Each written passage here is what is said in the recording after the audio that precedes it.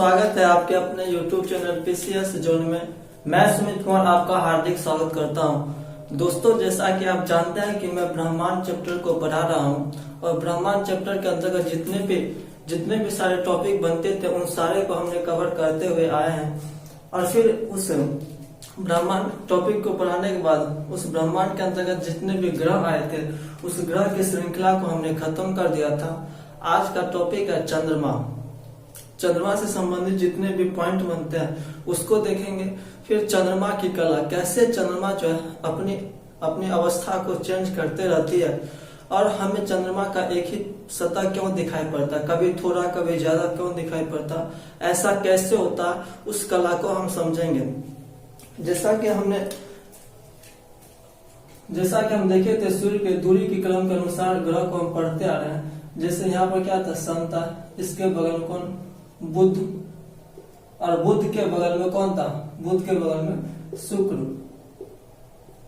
और शुक्र के बगल में कौन था, पृथ्वी, पृथ्वी के फिर बगल में कौन था, मंगल, और मंगल के बगल में बृहस्पति, यहाँ पर कौन था, अरुण, और यहाँ पर कौन था, वरुण।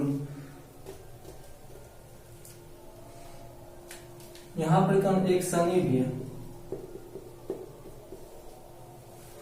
दोस्तों, जैसा कि हमने क्या पढ़ लिए, बुध को पढ़ लिए थे। फिर क्या, पहले हम ब्रह्मांड टॉपिक को पढ़े थे। ब्रह्मांड के अंदर आकाश गंगा क्या होते हैं, सप्तऋषि क्या होते हैं, तारामंडल क्या होते हैं, उन सारे चैप्टर को पढ़ लिए थे।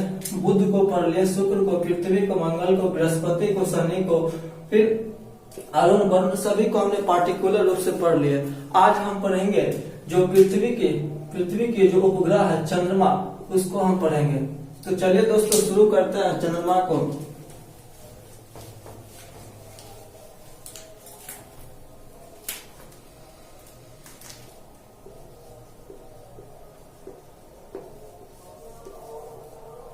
तो दोस्तों, आज का टॉपिक है चंद्रमा।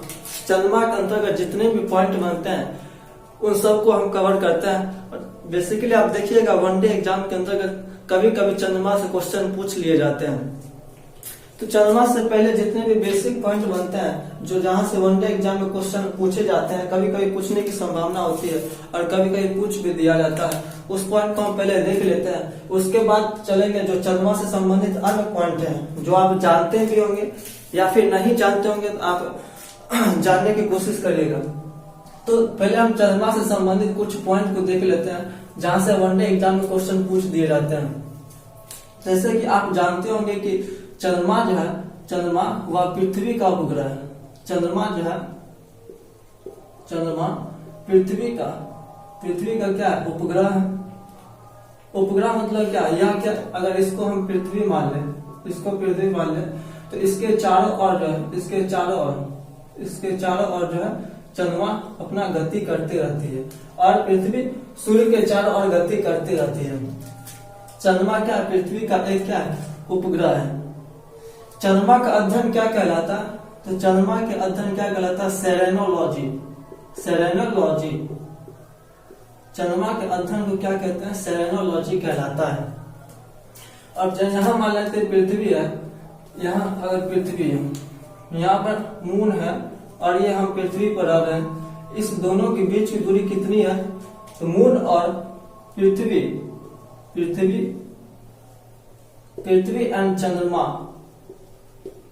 एंड चंद्रमा के बीच की दूरी कितनी है, तो 3,84,000 किलोमीटर है।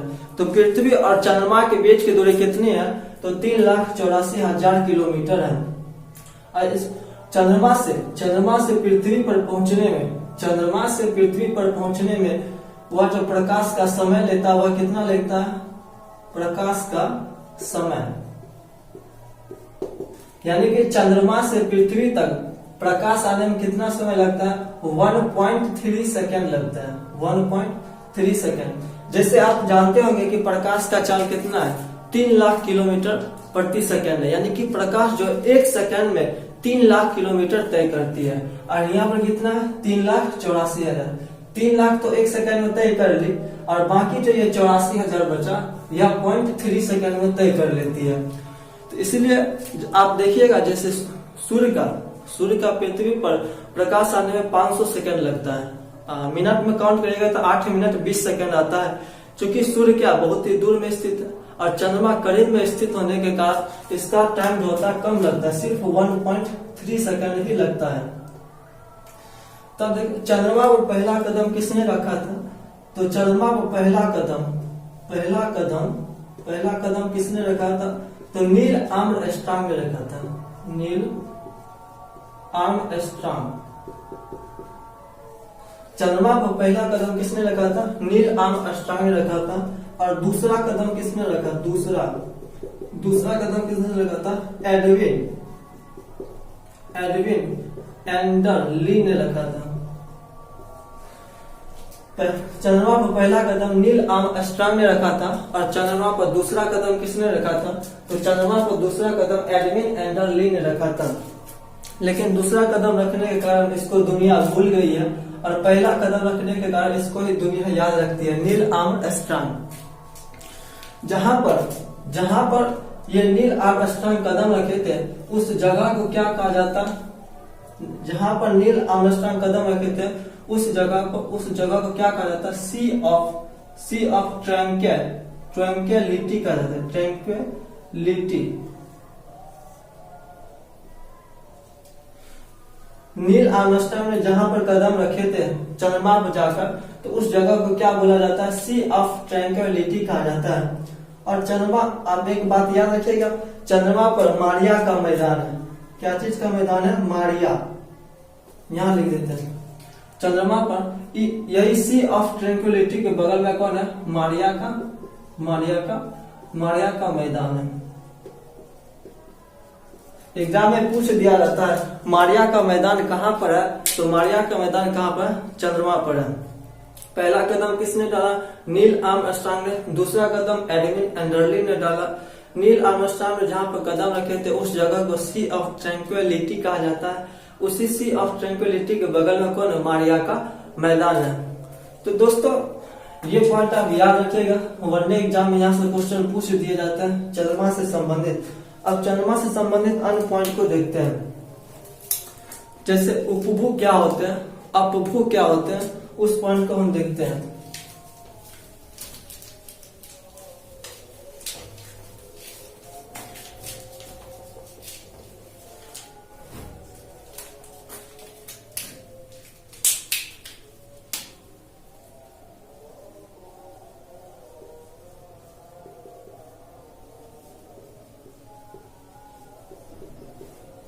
उपभू क्या होते हैं और अपभू क्या होते हैं? चंद्रमा के संदर्भ में उपभू क्या होते हैं और अपभू क्या होते हैं? उपभू क्या होते हैं? जब पृथ्वी और चंद्रमा की दूरी कम हो जाती है। उपभू क्या होते हैं? जब पृथ्वी एंड चंद्रमा की दूरी क्या होता है? कम हो जाती है तो उस अवस्था को हम क्या बोलते हैं?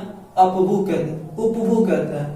जब पृथ्वी एंड चंद्रमा की दूरी क्या होती है? ज्यादा हो जाती है। क्या होती है?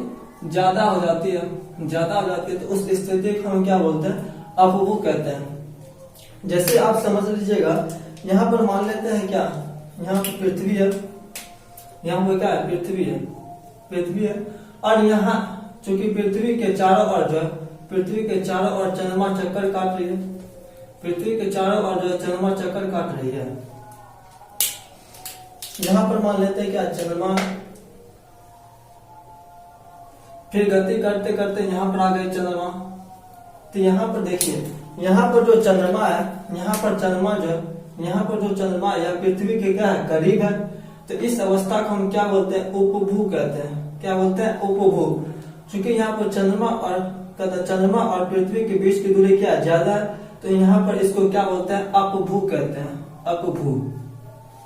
तो दोस्तों आप समझ गए होंगे कि उपभू और अपभू क्या होते हैं। उपभू क्या होते हैं? जब चंद्रमा और पृथ्वी के बीच की दूरी कम होती है तो उसे उपभू कहते हैं। जब चंद्रमा और पृथ्वी के बीच की दूरी ज्यादा होती है तो उसे हम क्या बोलते हैं? अपभू कहते हैं। अब दोस्तों समझते हैं क्या कि सुपर मून क्या होते हैं? सुपर मून को समझते हैं। बस ये सब कॉन्सेप्ट है, आप समझते जाइएगा।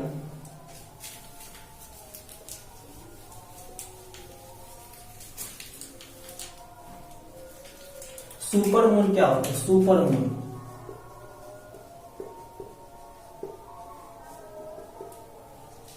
सुपर मून क्या होता है? जैसे अभी हम देखे थे उपभू क्या होता है? जब चंद्रमा और पृथ्वी के बीच की दूरी कम हो जाती है तो क्या होता है? तो उस अवस्था को हम क्या बोलते हैं? उपभू कहते हैं। उसी में अगर देखा जाए जब चंद्रमा और पृथ्वी क्या होता है?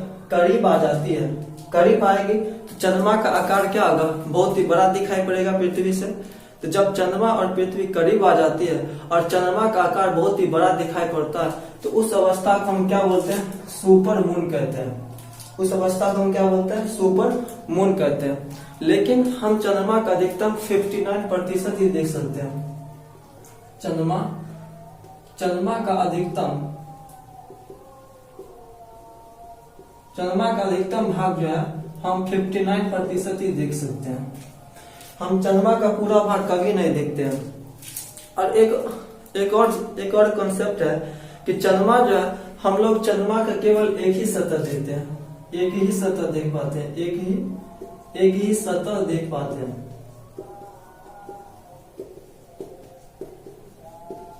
हम लोग चंद्रमा का केवल एक ही सतह देख पाते हैं। क्यों एक ही सतह देख पाते हैं? चलिए इस कॉन्सेप्ट को अब हम समझते हैं। जैसे मान लेते हैं यह एक क्या पृथ्वी है, यह एक क्या पृथ्वी है। पृथ्वी के चारों ओर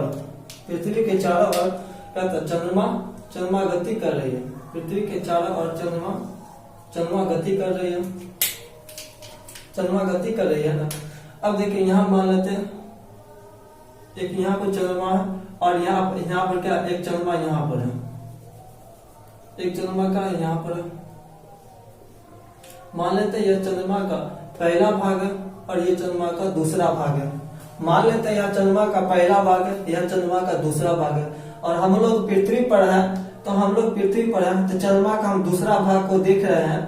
अब चंद्रमा जो है कहता गति करते हुए परिक्रमण गति करते करते यहाँ पर आएगी। तो इस कंडीशन में क्या होगा? ये एक जो है इधर आकर यहाँ पर चल जाएगी और ये दो जो है यहाँ पे इधर आते आते इस कंडीशन में यहाँ चलाएगी। होना तो ऐसा ही चाहिए कि यहाँ पर हम पृथ्वी पर से दूसरा भाग को देख रहे हैं, पहला भाग तो नहीं दिखाई पड़ रही है। पहला भाग इधर सन है तो यह सन के इधर है कौन? चंद्रमा। लेकिन परिक्रमण गति करते करते एक पहला भाग को यहाँ और दूसरा भाग को यहाँ आ जाना चाहिए, लेकिन ऐसा नहीं होता। अगर ऐसा हो जाएगा तो हम दूसरा भाग को देख रहे हैं, इधर पहला भाग को देख लिए, यानी कि चंद्रमा का हम पूरा भाग को देख लिए, लेकिन हम चंद्रमा को एक ही भाग को देख पाते हैं। ऐसा क्यों? यहाँ पर जो होता है या दो जो है फिर रोटेट करते हुए दो यहाँ चलाती है फिर एक यहाँ चलाती है। ऐसा क्यों होता है कि चंद्रमा जब यहाँ पर जा रही है तो इस गति को हम क्या बोलते हैं? परिक्रमण गति। जब पृथ्वी के चारों ओर घूम रही है तो इस अवस्था को हम क्या बोलते हैं? परिक्रमण गति। लेकिन चंद्रमा जो है वह अपने अक्ष पर भी घूमती है, वह अपने या इसके चारों ओर घूमने के साथ साथ वह अपने अक्ष पर भी ऐसे गति कर रही है। और गति करते करते जब तक यहाँ पर पहुंचती है वह अपने पहले की अवस्था को यहाँ पर ढाल लेती है, जिसके कारण से हम पृथ्वी पर से दूसरा सतह को देख लेते हैं और यहाँ पर आते आते वह क्या करते हैं? यही सतह यहाँ पर चला आता है। क्यों? क्योंकि चंद्रमा जो है परिक्रमण गति करने के साथ साथ वह घूर्णन गति भी करती है। परिक्रमण गति मतलब अर्थ के चारों ओर घूम रही है और घूर्णन गति मतलब अपने अक्ष पर भी घूम रही है साथ ही साथ। इसलिए चंद्रमा जो है केवल एक ही सतह दिखाई पड़ती है। तो दोस्तों आप समझ गए होंगे कि हम चंद्रमा के केवल एक ही सतह क्यों देख पाते हैं। तो यही रीजन है कि चंद्रमा जो है, चूंकि चंद्रमा पृथ्वी के चारों ओर 28 दिन में ही घूम जाती है, 28 दिन में ही घूम जाती है और उसी 28 दिन में वह अपने यानी कि घूर्णन गति को भी पूरा कर लेती है, अपने अक्ष पर भी एक चक्कर मार लेती है। 28 दिन में वह पृथ्वी का भी एक चक्कर मारती है और उसी 28 दिन में वह अपने अक्ष पर भी एक चक्कर मार लेती है, जिसके कारण यहाँ पर जो पहले दूसरा सतह दिख रहा था वहीं पर यह दूसरा सतह दिख रहा है। तो दोस्तों आप समझ गए होंगे सुपर मून क्या होता है और ये चंद्रमा का केवल एक ही सतह क्यों दिखाई पड़ता है। अब जानते हैं रेड मून क्या होते हैं। रेड मून तो दोस्तों आपको बिल्कुल भी रटना नहीं है, जितना भी है सब कॉन्सेप्ट से समझते जाइए। अब रेड मून क्या आता है उसको हम देखते हैं।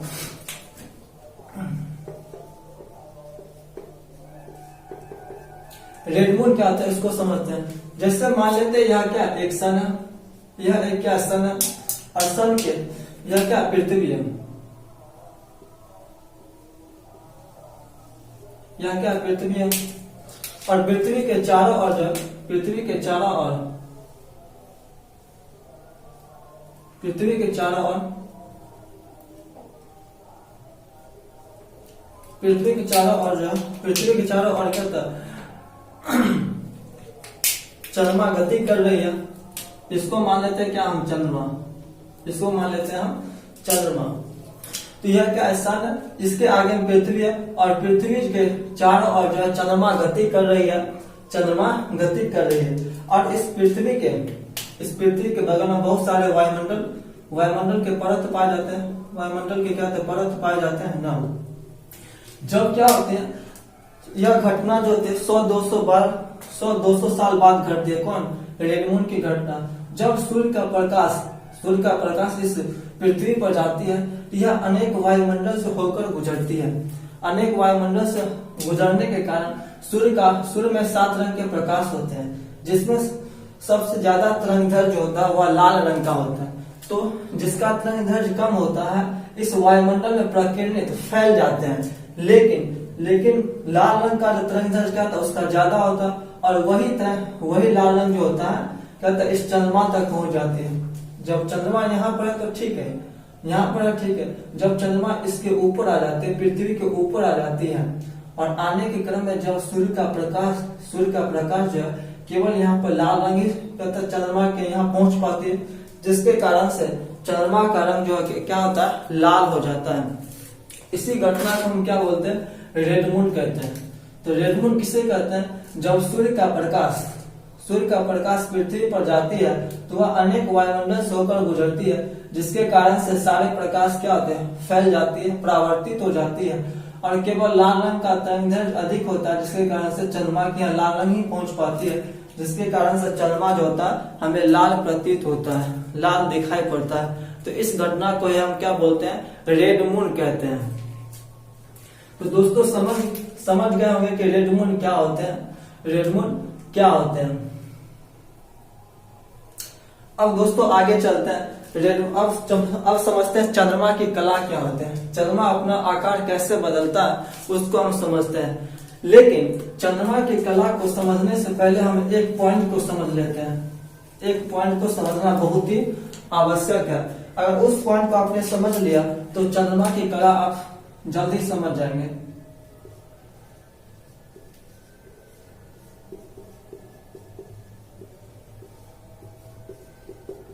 इस पॉइंट को आप समझिएगा, सीजीजी क्या होता है। सीजीजी चंद्रमा की कला को समझने से पहले आप समझ लेते हैं सीजीजी क्या होता है। तो सीजीजी से पॉइंट याद रखिएगा। सीजीजी कब होती है? जब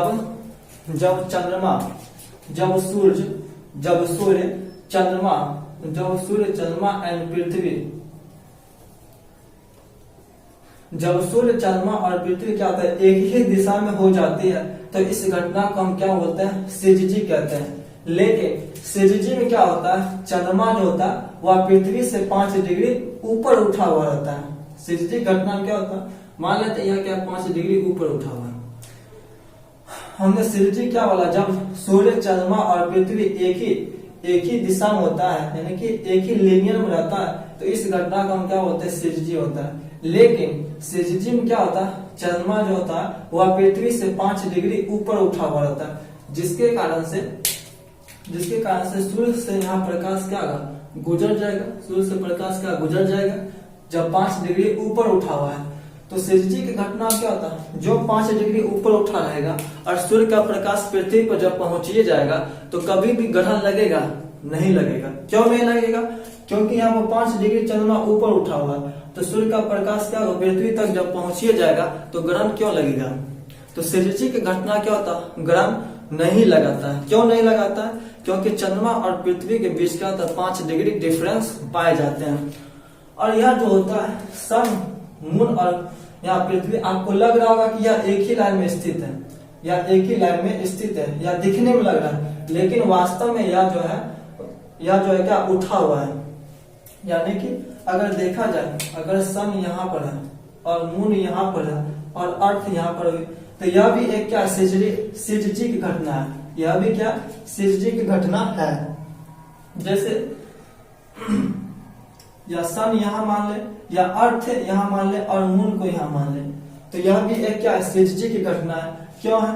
तो सिजजी घटना आप कैसे समझिएगा, जैसे मान लेते अगर सूर्य यहाँ पर है, अगर सूर्य यहाँ पर है, सूर्य यहाँ पर है तो चंद्रमा यहाँ पर होगा, चंद्रमा यहाँ पर होगा और फिर पृथ्वी यहाँ पर होगा और पृथ्वी क्या होगा यहाँ पर होगा। जैसे समझते हैं अगर सूर्य यहाँ पर है, सूर्य यहाँ पर है तो चंद्रमा यहाँ पर होगा, चंद्रमा यहाँ पर होगा और फिर पृथ्वी क्या होगी यहाँ पर होगी। आपको लगेगा क्या, अगर आप निकट में आएंगे तो तीनों लगेगा कि तीनों में डिफरेंस है, ये यहाँ पर, ये यहाँ पर और ये यहाँ पर है, यानी कि निकट से लगेगा कि यह क्या तीनों अलग अलग है। लेकिन आप दूर से देखिएगा उसी चीज को, तो उसी चीज को दूर से देखिएगा तो एक लगेगा यहाँ पर, एक यहाँ पर, एक यहाँ पर। जैसे एग्जाम्पल यही समझते हैं, मान लेते हैं सन यहाँ पर है, मून यहाँ पर, अर्थ यहाँ पर है, अर्थ यहाँ पर है। यहाँ निकट से अगर देखिएगा तो यहाँ लगेगा क्या, यहाँ लगेगा कि अलग है, ये यहाँ पर, ये यहाँ पर, ये यहाँ पर। लेकिन अब इसी तीन को अगर बहुत दूर से देखेंगे तो तीनों लगेगा एक ही लाइन में, तीनों एक ही लाइन में। लेकिन जब यहाँ से प्रकाश जब जाता है तो क्या पृथ्वी पर भी पहुंच जाती है। यह क्या 3D पिक्चर तो यहाँ पर दिखा नहीं सकते हैं, इसलिए आप 3D कल्पना कीजिए कि यह 3D है। यहाँ पर सन है तो यहाँ पर मून है और यहाँ पर क्या अर्थ है। तीनों क्या लीनियर नहीं है, एकदम लीनियर नहीं है, लीनियर नहीं, तीनों क्या उठा हुआ है। तो इसी घटना को हम क्या बोलते हैं, सिजजी कहते हैं, सिजजी कहते हैं। बस इतना कॉन्सेप्ट रखिएगा कि सन यहाँ पर है तो अर्थ यहाँ पर है या मून यहाँ पर है, तीनों एक ही लाइन में नहीं है, नहीं तो वह क्या सूर्य के प्रकाश को पृथ्वी पर जाने ही नहीं देगा। तो ये बात याद रखिएगा कि सिजजी की घटना में क्या होता है, कभी भी चंद्र ग्रहण नहीं लगता है। तो दोस्तों आप समझ गए होंगे कि सिजजी क्या होते हैं। अब समझते हैं चंद्रमा की कला। चंद्रमा की कला, चंद्रमा कैसे अपना अपना अवस्था चेंज करती रहती है।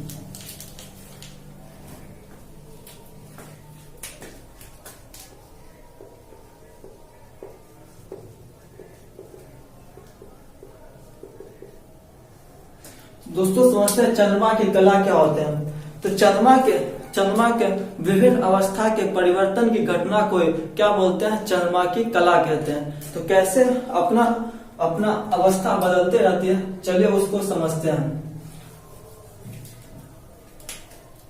मान लेते हैं यह क्या है, यह सन है, यह एक क्या है सन है, सन इसको मान लेते हैं। यहाँ पर सन को हम हरा कलर ले लेते हैं, सन को हम क्या बोलते हैं, हरा कलर ले लेते हैं।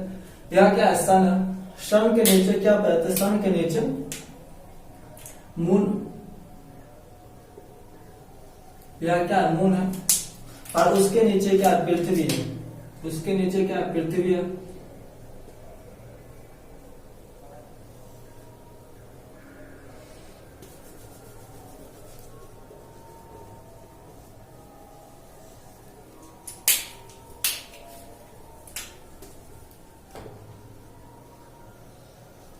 तो दोस्तों यह क्या सन है, इसके नीचे क्या मून है और यह क्या पृथ्वी है।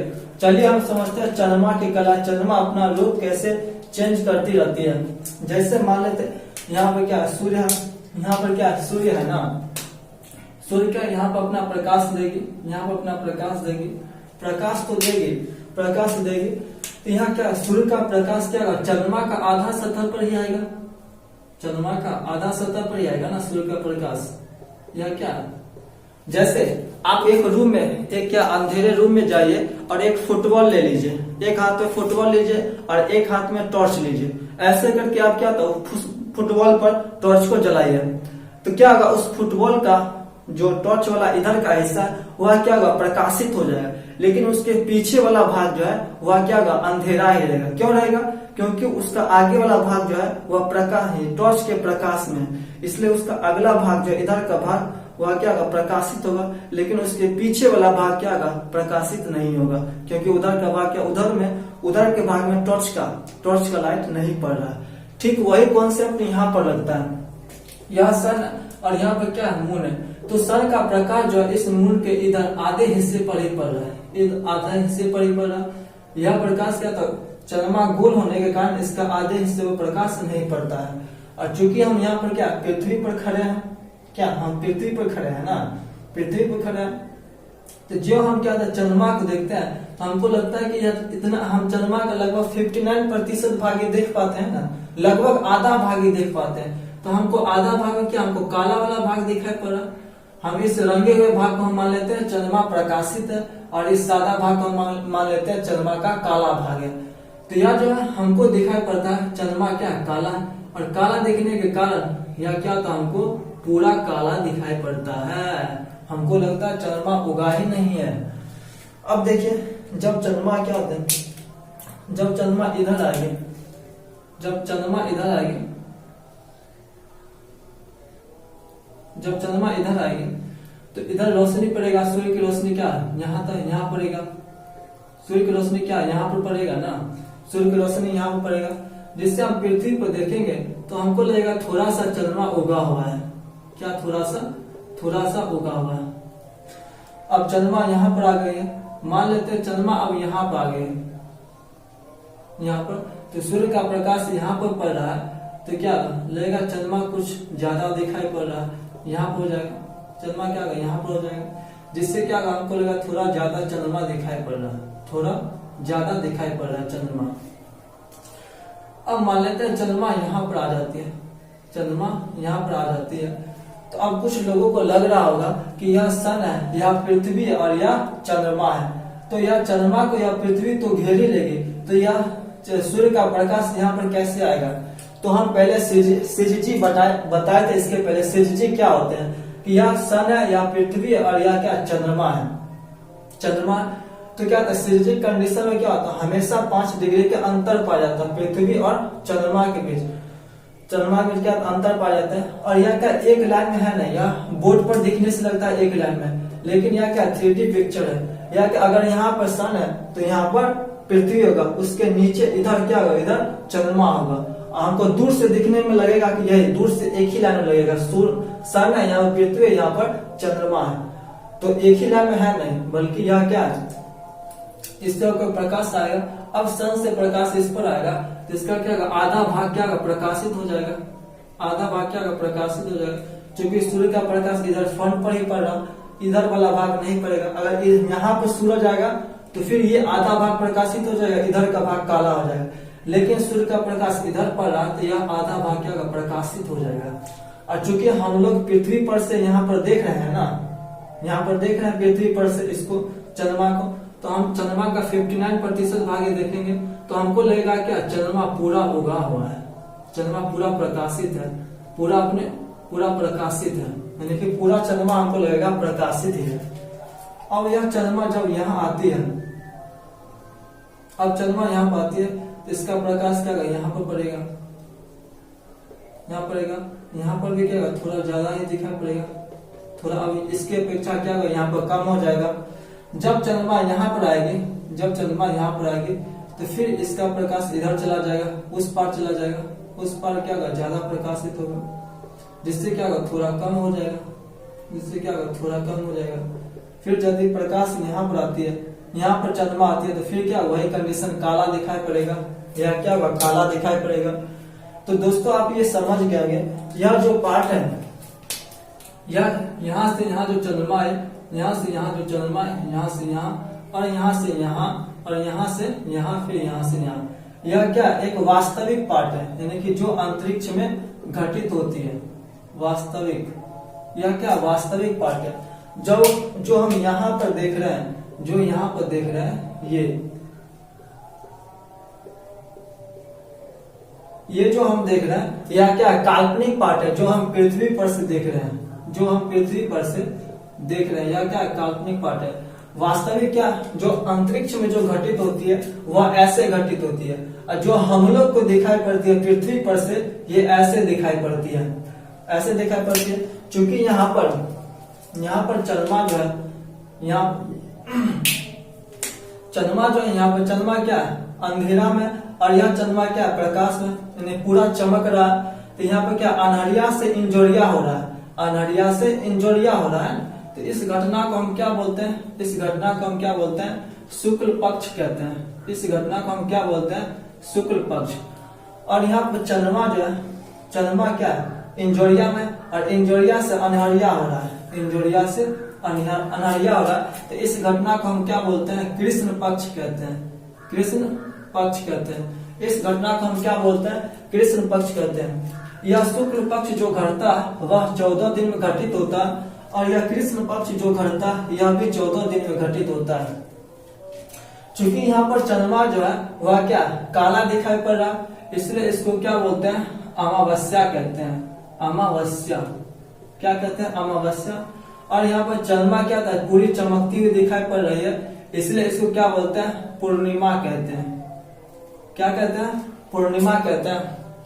तो दोस्तों आप समझ गए होंगे यह क्या होता है? शुक्ल पक्ष और कृष्ण पक्ष क्या होते हैं। तो शुक्ल पक्ष और कृष्ण पक्ष क्या होते हैं अब समझते हैं।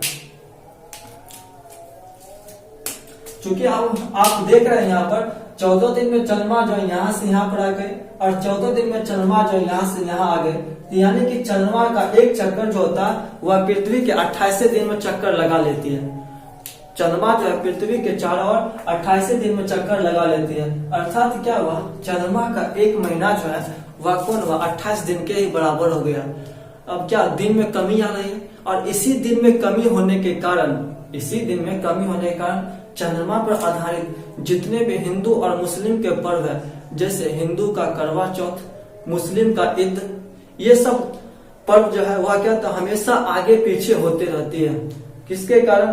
किसके कारण? तो वह इस चंद्रमा के कारण। क्योंकि चंद्रमा का एक महीना जो है वह 28 दिन के बराबर होता है, इसलिए आप देखते होंगे ईद का पर्व जो है हमेशा घटते बढ़ते रहता है। और करवा चौथ आप होली को भी देख सकते हैं। होली क्या होता है?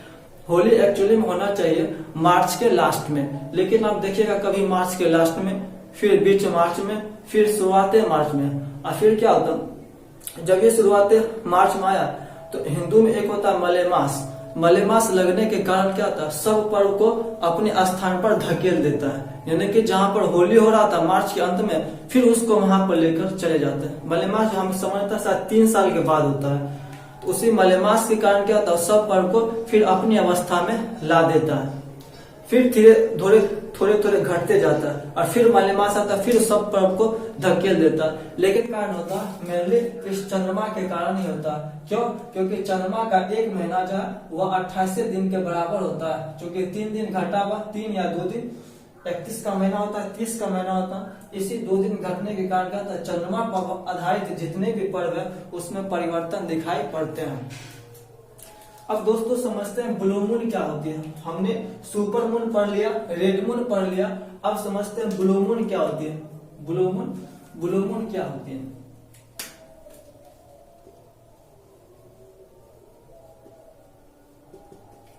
ब्लू मून किसे कहते हैं? ब्लू मून किसे कहते हैं? चूंकि चंद्रमा क्या होता है 28 दिन में क्या होता है? एक चक्कर लगा लेती है, और जो भी घटना घटेगी पूर्णिमा या अमावस्या, पूर्णिमा जो घटित होती है वह 1 महीना में एक ही बार घटित होती है। क्या? 1 महीना में एक ही बार पूर्णिमा घटित होती है। चूंकि 28 दिन में ही तो पूर्णिमा को घटित होना है, तो 28 दिन लगभग यानी 1 महीना, तो 1 महीना क्या होता है? एक ही बार पूर्णिमा घटित होती है। लेकिन अगर हम मान लिए किसी महीना में 1 तारीख या 2 तारीख या 3 तारीख, 1 तारीख या 2 तारीख या 3 तारीख को पूर्णिमा अगर पड़ जाती है, तो 28 दिन के बाद फिर घटित होने की संभावना होती है। तो उस महीने में क्या होता है? दूसरा पूर्णिमा भी घटित हो जाता है। क्यों? क्योंकि 28 दिन के बाद फिर घटित होना। अगर किसी महीने में 1 तारीख, 2 तारीख या 3 तारीख को घटित हो जाए, तो उसी महीने के अंतिम में क्या होगा? फिर पूर्णिमा घटित होने की संभावना होगी। तो आप ये कॉन्सेप्ट समझ गए होंगे कि एक महीने में 2 पूर्णिमा हो सकती है। क्यों होगी? यदि अगर किसी महीने की 1 तारीख, 2 तारीख या 3 तारीख को घटित हो जाती है, तो दूसरा पूर्णिमा घटित होने की संभावना होती है। अब समझते हैं ब्लू मून क्या होती है। ब्लू मून यहाँ से ही समझ जाइएगा आप क्या होती है। जब किसी अंग्रेजी महीना के 1 तारीख या 2 तारीख या 3 तारीख को क्या होता है? पूर्णिमा पड़ जाती है, तो उस महीने के अंतिम माह में भी क्या होता है? पूर्णिमा पड़ने की ज्यादा संभावना होती है। तो उस पहले पूर्णिमा को तो पूर्णिमा ही कहते हैं, लेकिन वह जो सेकंड पूर्णिमा घटित होती है उसको क्या बोलते हैं, उसको हम ब्लू मून कहते हैं। तो अब दोस्तों समझ गए होंगे कि ब्लू मून किसे कहते हैं, तो ब्लू मून इसे ही कहते हैं। तो दोस्तों ये आप समझ गए होंगे कि चंद्रमा की कला, चंद्रमा जो कहता है कैसे परिवर्तित, चंद्रमा जो होता है वह कैसे परिवर्तित होते हैं, उसकी अवस्था हम क्या बोलते हैं, चंद्रमा की कला कहते हैं। तो दोस्तों आज का क्लास यहीं पर खत्म करते हैं। थैंक यू दोस्तों।